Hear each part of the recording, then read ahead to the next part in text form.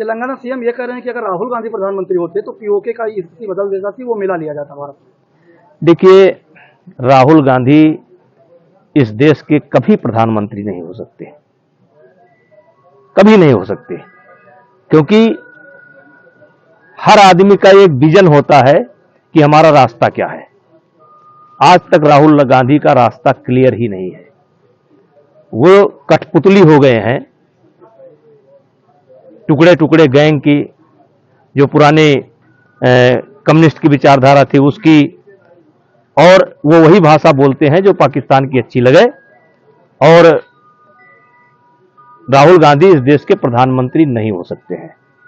वैसे राहुल गांधी प्रधानमंत्री हो भी जाए, मान लीजिए, तो देश का बंटवारा तो अब संभव नहीं है, देश का बंटवारा तो अब संभव नहीं है, लेकिन अगर इनके हाथ में आ जाए तो बेच देंगे ये देश को। पीओके मिला नहीं पाएंगे फिर ये।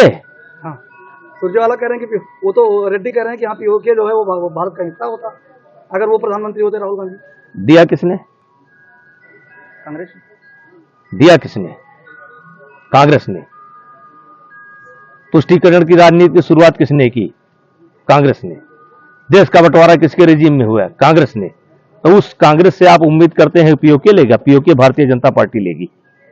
आप देखते जाइए, पीओके के टुकड़े होने वाले हैं। नेताजी कल जो है तुर्की में जनरल आसिफ मुनीर और शहबाज शरीफ एक साथ बैठते हैं। पहली बार ऐसा हुआ है कि जब सेना अध्यक्ष और राष्ट्राध्यक्ष एक साथ, जिस तरह से तुर्की और तमाम मुस्लिम राष्ट्र इकट्ठा हो रहे हैं, भारत को किस प्रकार से आप देखते हैं? भारत के लिए खतरा तो नहीं देता?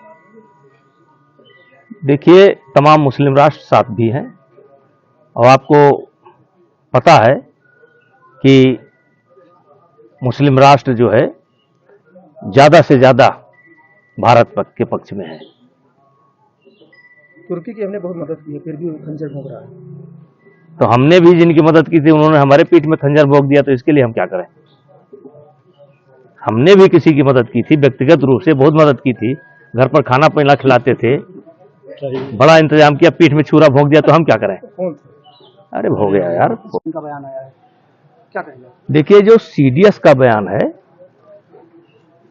वो एक प्रक्रिया के बारे में है कि वो प्रक्रिया हमारी स्लो चल रही है, और चूंकि इनका माइंड कांग्रेसियों का पहले से ही देश के खिलाफ है, और इसलिए ऐसा बयान ये देते हैं। और मैंने पहले भी कहा था कि इनके बयान से सबसे ज्यादा खुशी की लहर पाकिस्तान में दौड़ती है। जांच तो इस बात की भी होनी चाहिए कि कांग्रेस ने हिंदुस्तान का बंटवारा क्यों किया? क्या इस मुसलमानों को इस देश से एक तरीके से निकाला गया और एक अलग देश बनाया गया, और जो समस्या दिखा करके इन्होंने ये काम किया था उस समस्या का समाधान नहीं हुआ, खून खराबा भी हुआ। तो उस समय इनके पास ऊपर क्या दबाव था कि इस देश के टुकड़े इन्होंने कर दिया। अब जांच तो ये भी होनी चाहिए कि नेहरू जी ने सेना क्यों वापस बुला ली। जांच तो ये भी होनी चाहिए 71 में कौन सी परिस्थिति थी कि 92,000 सैनिक बंदी बनाने के बाद इन्होंने छोड़ दिया। जांच तो ये भी होनी चाहिए कि जब बॉम्बे में अटैक होता है तो आपने क्या कार्रवाई की।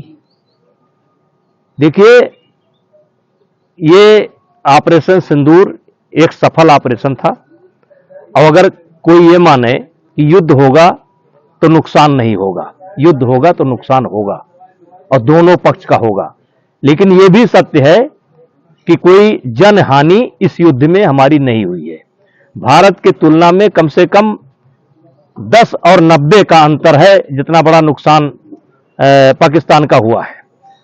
और अजहर मसूद के बंकर में घुस करके हमारी सेना ने ऑपरेशन किया, और मसूद रो पड़ा, और पूरे दुनिया में कह सकते हैं या पूरे पाकिस्तान में हाहाकार मच गया। तो वो चीज इनको नहीं दिखलाई पड़ रही है, इनको केवल अपनी कमी दिखलाई पड़ रही है। और ये कमी क्यों देखना चाहते हैं? क्या ये पाकिस्तान को खुश करना चाहते हैं?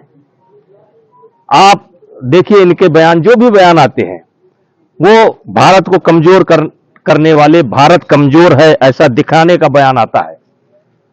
पाकिस्तान का क्या नुकसान हुआ यह बयान क्यों नहीं देते?